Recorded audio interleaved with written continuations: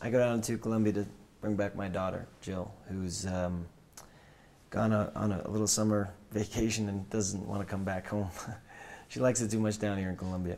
And I decided it's time for her to finish up college, so I go down to bring her back to the States. And she just happens to have her passport at her aunt's house, so we have to go to her aunt's house to get it, which is 2 hours away. And on the way there, during a rainstorm, we end up getting hit by a mudslide, and our car gets wrecked. So we get into a really bad accident, and we end up going to seek help at a home up on a hill called Gallows Hill. And a gentleman is there inside this house, Felipe, who's a little strange at first, and gets even stranger when we find out that he has a little girl trapped in a box in his basement. And unbeknownst to us, we open up this box letting her out, which releases a witch. A witch has been trapped inside this girl's body for many, many years. And whenever someone kills that witch, she possesses their body. So we all take turns, I guess, in the film getting possessed by this witch, and we never know which witch is which. So it gets a little confusing for all of us, and we just want to get out of this home alive and try to figure out how to bring our family back to normal.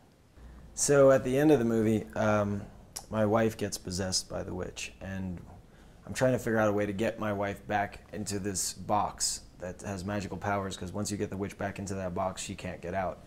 The witch isn't very keen on getting back inside that box because she's been in there for a very long time. And I end up trying to sacrifice myself to save my daughter. But then she comes to my rescue, ending up killing the witch and becoming possessed herself. So at the end of this movie, I'm left without a family and left with my daughter being possessed, which is very reflective of Felipe, who had his daughter trapped inside this box. So it kind of becomes full circle. Victor's great. I mean, it's been a really fun experience for me shooting here in Colombia. Most of the crew speaks Spanish, so I had to dust off my high school Spanish to try to understand what's going on. But Victor, is very creative. He's an artist, and I love the way he works with cameras, and the way he works with the actors is fantastic. Well, there's Sophia Miles, who plays my wife, and Natalia Ramos, who plays my daughter. Yeah, the logo Carolina Guerra plays my my ex-wife who passed away, my wife who passed away, her sister, so I guess she'd be my sister-in-law. And Sebastian Martinez, who plays the boyfriend to my daughter, who I don't really like that she has a summer boyfriend who's tagging along. And then there's Gustavo Angorita, who plays the man who owns the home that all the havoc ensues. We try to have fun in between takes because it gets kind of dark and scary in this movie, so whenever we have an opportunity to lighten it up off set, we try. But, it's an independent movie, so there's not a lot of time to mess around. We got a lot of shots to do and a lot of work to do. I don't remember reading, when I read the script, so many rain sequences. We spent a lot of time in the cold rain, and that kind of gets taxing sometimes. But the weather outside of us making it rain was really beautiful, and the people were really sweet.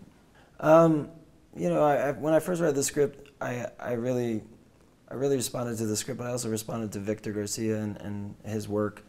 I really like that this is a horror film, but it's not a generic horror film. It really has some really great scares, but it's also a very character-driven piece. So I hadn't really done a horror genre before, and I thought it would be fun to tackle that. I was really surprised because I always looked at horror films like, oh, they're kind of cheesy sometimes, but I never realized how emotionally taxing it is for an actor to play these emotional scenes where you're terrified all the time, or there's a lot at stake in this film. I mean, physically, it's been very physically demanding.